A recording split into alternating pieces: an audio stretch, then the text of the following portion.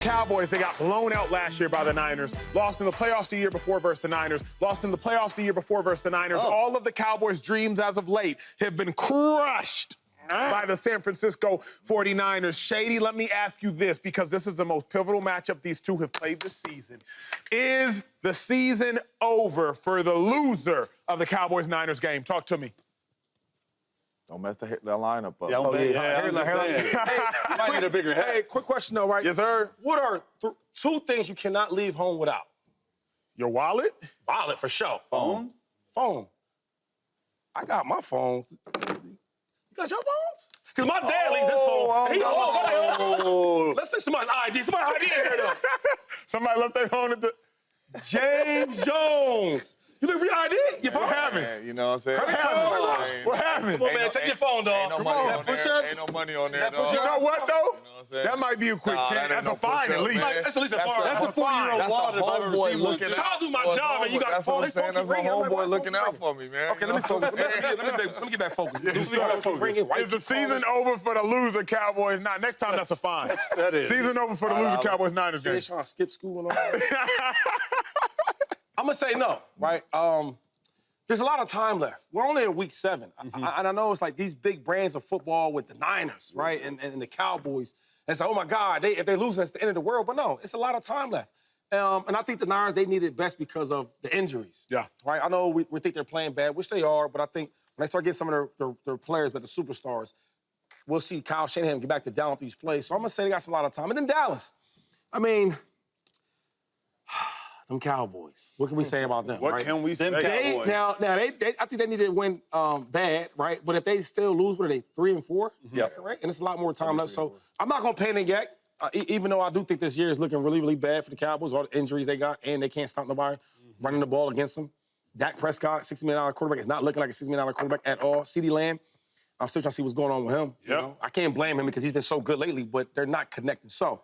I will say this, it's looking scary, but it's not the end of the world, Acho. I think it's the end of the world. I think it's the end of the road for the loser of this game for several reasons. Number one, what is your season?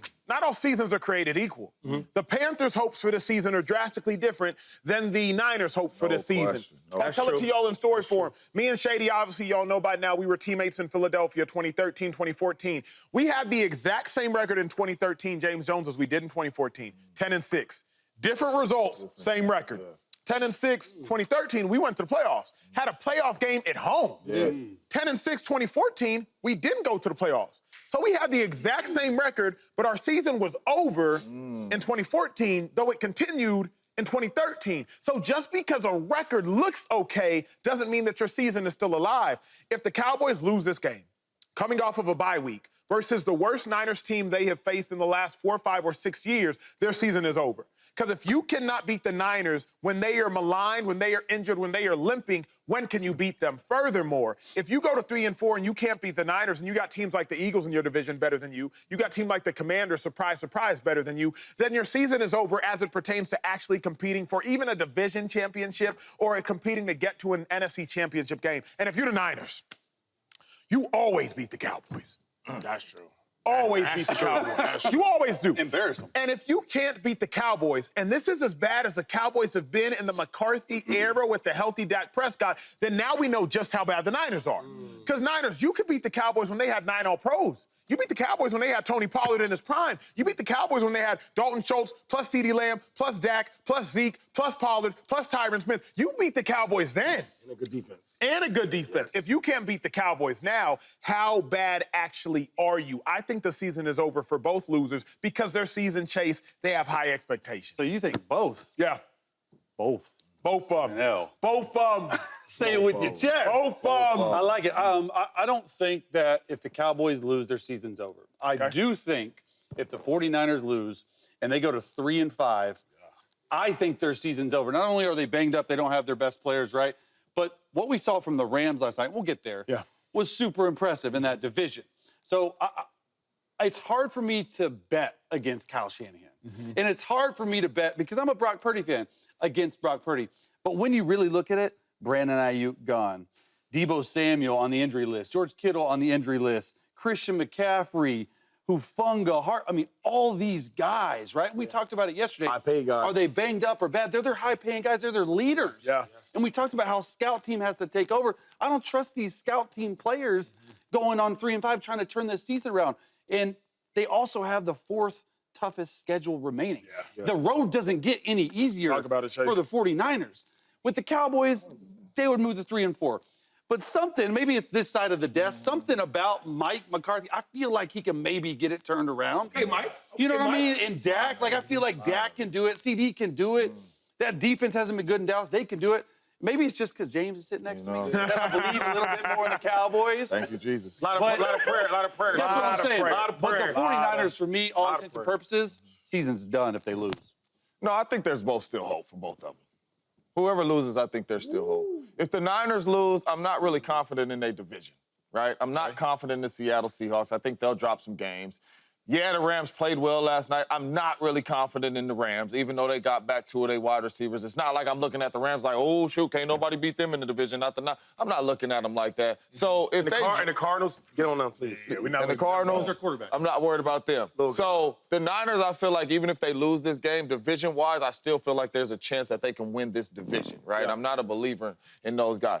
And with the Dallas Cowboys, you one game behind 500. I'm not saying you out of it or your season's over one game behind 500 if you lose this football game. So I think there's still hope for both of them, but I am worried, right? And I'm worried about both of them because the Dallas Cowboys have been beat down by a lot of people in the National Football League, even though they are 3-3. So if they lose this game and they go one game under 500, I'm not really confident in them, but you're one game under 500, I'm not losing hope in you yet. The Niners, you might not get a number one seed, you might not do all that, but there's still a chance that you can win this division if you drop a game. Will I be worried about them? Absolutely, but I think there is still hope to get it done. Well, let's talk about the Niners and let's talk about their division, the Rams. The Rams played last night, prime time, whole world watching, and Matthew Stafford looked as good as he has looked all season. 4 touchdown passes, throwing strikes, dialing it up against the Vikings defense that was historical for themselves as it pertains to taking the ball away. The Rams got it done, and they really got it done in offensively dominant fashion. The Vikings haven't given up over 30 points all year, really over 20 points in a long time. They've given up over 30 points in back-to-back games. Chase, I know you played with Matthew Stafford, if I'm not mistaken. Really quick, Yes, sir. Before we get to this Yes, sir. topic, Yes, why sir. y'all treat me and Shady like stepchilds up here? What happened? I don't got no name on the back of my jersey. It's the World Series. We both ain't got no World Series patch on. We got old school jerseys. Like, hey, you even got just your just because we, just because we in LA and we rocking with the Yankees, hey, at least treat us right. Shady, you feel me? Ask your question, though. Here's the thing. We in LA. Yeah. You know what I'm saying? Yeah, LA like get a the little patch though. preferential We should at least have had a patch. We had to search all over to find the pinstripes. You know what I'm saying? Truth be told, you didn't. I had to. I was walking to work today and I seen one lying on the ground. I said, oh, this looks like it'll fit James. Ain't Yeah, it looks like it'll fit James. But these, you know what I'm saying? All these stores. These is easy to find. All these I was stores walking, out here. I was like, that looks, yeah, that's it. Is that it? Yeah, that's a Yankee jersey. That's a Yankee jersey. Oh. Yeah, that looks like it'll fit James. So, you know what I'm Shots saying? are But these Dodgers jerseys, you know what I'm saying? But these Dodgers jerseys, you know what I'm saying? Collector's items. You know who went to high school with Clayton Kershaw, who's the Dodgers pitcher right Don't now? nobody care. Matthew Stafford, but don't nobody It's a care. good transition. No, it's a good transition. Matthew I'm Stafford. feeling that, James. You feel me? That's crazy. We gonna address that later. You feel me? It's all good, Do the though. work. We got work to do. Look, let's get back from the MLB to the NFL. Matthew Stafford, Chase, you played with him. The Rams, they dominated yesterday. It's going to be a fun show. If y'all haven't noticed yet, it's going to be a fun show. Chase, do the Rams have your attention, man? Yeah, absolutely. Look, when they started 1-4, they didn't have my attention. They didn't have Puka Nacua. They didn't have Cooper Kupp. They didn't have their guys. They've had 16 guys injured. They have 16 rookies on the 53-man. Yeah. They're really young, okay? But then they go out and they beat one of the better teams in the NFL last night handily. And it was closer than it looked. But when you look at Matthew Stafford, he had 3 touchdown passes in his first 6 games. So people are like, including myself, which I play with him in Detroit. I'm like, okay, maybe an off year. The dude had 4 last night. It's amazing what you can do when you get 2 all-pro receivers back. And the reason I trust in the Rams this year is they're 3-4, and they're looking like the team to beat in the NFC West. But post-bye last year, the Rams were 8-1. They had their bye. Dang. They averaged 27 points a game. Right now, they're off to a 1-0 start post-bye, and they're averaging 30 points a game. I think there's something in that bye week, getting guys healthy. They're going to get some guys back on that offensive line. But specifically, I just think Matthew Stafford showed the world, like, I'm elite last night. Gosh, Nah, Matt's elite, though. I love Matt. 100%. He's one of my favorite quarterbacks. Matt is like. But they didn't surprise me at all, right? And I wasn't like, oh, my God, put my pom-poms for the Rams. You know why? Because on defense, they couldn't really stop the Vikings, right? Other than some of these calls, these flags just coming out everywhere. If you watch the first couple drives, up and down the field. Yeah. That's one. The second thing is on offense. They look good. Yeah, they do. They look good when everybody's playing. But one thing I watched about the Rams, Cooper Kupp gonna miss some days. He gonna miss some games. That's one. And then Puka, I mean, I think he's phenomenal. Y'all had a great rookie season, but he shows he gonna miss some games. So I guess it's all good if everybody's playing because the defense, they can't stop too many teams. Yeah. That's what I'm learning. So the offense got to produce. And how can the offense produce if guys are injured? Now, we'll give my boy DeMarcus Robinson, some credit. I played him with the Chiefs. I always thought he was a phenomenal player. You move him to the number 3 with them type of wide receivers, they're going to be electrifying a good offense. But they got to play, though. One thing about this NFL thing, I don't care how talented you are. If I don't see you play, how good are you really? You get what I'm saying? So let's hope that they stay healthy. That's good. But you know how the Rams do. Where you at with it, Jay? Well, I mean, they healthy right now. For this game. And the next one, unless somebody get hurt in practice. not gonna You know what I'm happen. saying? But absolutely, Yeah. they got 2 really good wide Yes, they receivers. do. All-pro type wide receivers.